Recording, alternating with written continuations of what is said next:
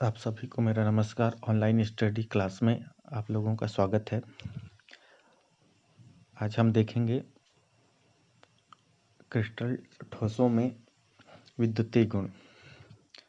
इससे पहले हमने अशुद्धि दोष, अक्रिस्टली असमीकरणमितीय जो दोष थे उनमें से लास्ट है अशुद्धि दोष। यह दोष किसी क्रिस्टल में तब उत्पन्न होता है जब उस क्रिस्टल को बनाने वाले आयनों के अतिरिक्त नया दूसरा प्रकार का कोई आयन उपस्थित हो। जैसे कि सोडियम क्लोराइड का एक क्रिस्टल है। इसमें स्ट्रांसियम क्लोराइड की कुछ मात्रा मिलाने पर अशुद्धि उत्पन्न होता है। जैसे स्ट्रांसियम जो होता है, इसके ऊपर में 3+ आयन होते हैं, जबकि 2+ आयन होते हैं। 2+ आयन होते हैं और सोडियम के ऊपर 1+ आयन होते हैं। आप देख सकते हैं कि यहाँ पर 1+, यहाँ पर 2+, तो इस तरीके से ये मैनेज नहीं हो पाता और इसमें दोष उत्पन्न हो जाता है। इस प्रकार के दोष को अशुद्धि दोष कहते हैं। अब आगे देखते हैं ठोसों के विद्युतीय गुण। ठोसों में विद्युतीय गुण की अगर बात करें तो यह 3 प्रकार का होता है: चालक, अचालक और अर्धचालक। इन तीनों बिंदुओं को हम जो है ऊर्जा बैंड सिद्धांत के अनुसार हम बताएंगे। बैंड सिद्धांत के अनुसार, तो बैंड सिद्धांत किसी भी क्रिस्टल में जो है 2 तरीके के बैंड पाए जाते हैं, एक चालन बैंड, दूसरा संयोजी बैंड। चालन बैंड यह ऊर्जा का सबसे निम्नतम स्तर होता है, उसे चालन बैंड कहते हैं। संयोजी बैंड जो होता है वह क्रिस्टल के ऊर्जा बैंडों में सबसे अधिक उच्चतम ऊर्जा स्तर वाला बैंड होता है। अब होता क्या है कि संयोजी बैंड और चालन बैंड के बीच में ऊर्जा का एक अंतर होता है। उस ऊर्जा के अंतर को ही जो है यहाँ पे ऊर्जा अंतर कहा जाता है। संयोजी बैंड और चालन बैंड के बीच में ये जो है संयोजी बैंड है। संयोजी बैंड और चालन बैंड के बीच में एक गैप होता है जिसे ऊर्जा अंतर कहते हैं। अब क्या होता है संयोजी बैंड? ये संयोजी बैंड के आधार पर चालक, अचालक और अर्धचालक की व्याख्या।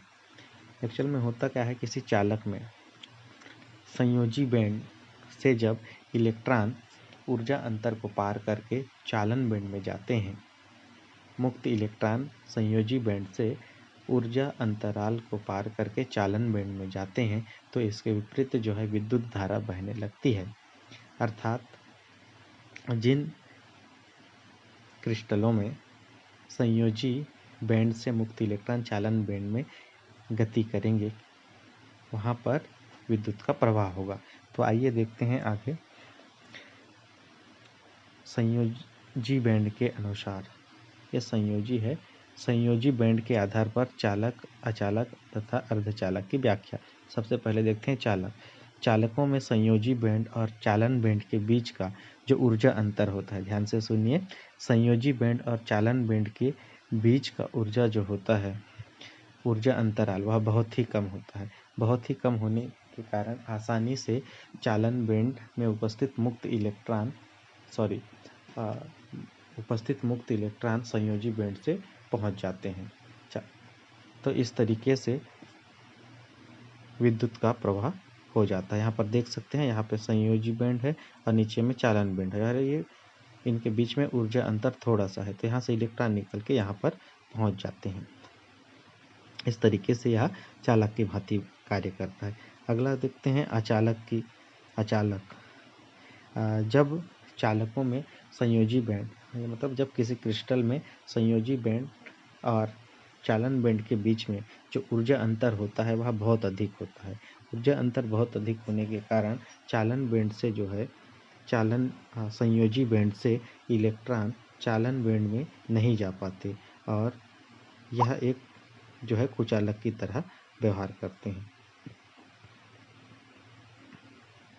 अगला है अर्धचालक। अर्धचालक ऐसे पदार्थ होते हैं जो परम शून्य ताप मतलब 273 केल्विन ताप, परम शून्य ताप पर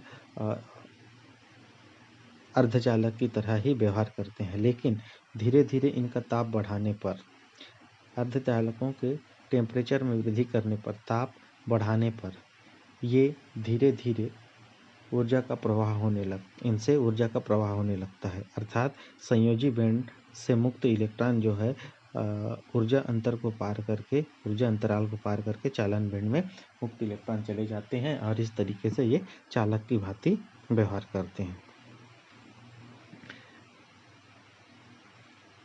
आगे देखते हैं, यह जो है दो प्रकार का होता है। अर्धचालक जो है दो प्रकार का, एक होता है पी प्रकार का अर्धचालक, दूसरा एन प्रकार का अर्धचालक। सबसे पहले अपन देखते हैं पी प्रकार के अर्धचालक। पी प्रकार के अर्धचालक ऐसे अर्धचालक जिनमें समूह 13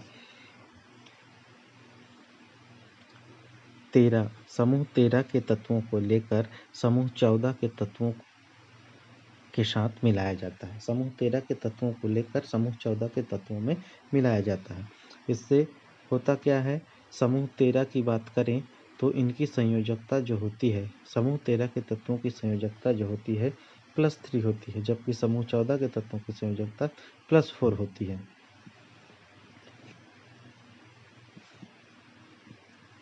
इस तरीके से इसके समूह 13 एल्यूमिनियम की मैं बात करूं, इसके आखिरी कक्षा में 3 इलेक्ट्रॉन है, तो इनकी संयोजकता 3, 1 2 3।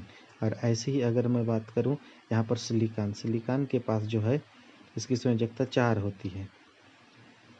इस तरीके से तो इनके 3 जो है कैंसल हो जाएंगे, लेकिन एक जगह पर जो है इसके साथ बंध बनाने के लिए कोई भी इलेक्ट्रॉन उपस्थित नहीं रहता है, जिसके कारण यहाँ पर होल हो जाता है, एक होल हो जाता है। होल हो जाने के कारण इस होल से जो है इलेक्ट्रॉन आगे पीछे गति करने लगते हैं। यहाँ से जो है गति करते हुए जो है संयोजी बैंड से जो है चालन बैंड की ओर गति करेंगे और यह ऊर्जा का प्रवाह होने लगेगा, अर्थात ये विद्युत के सुचालक होंगे।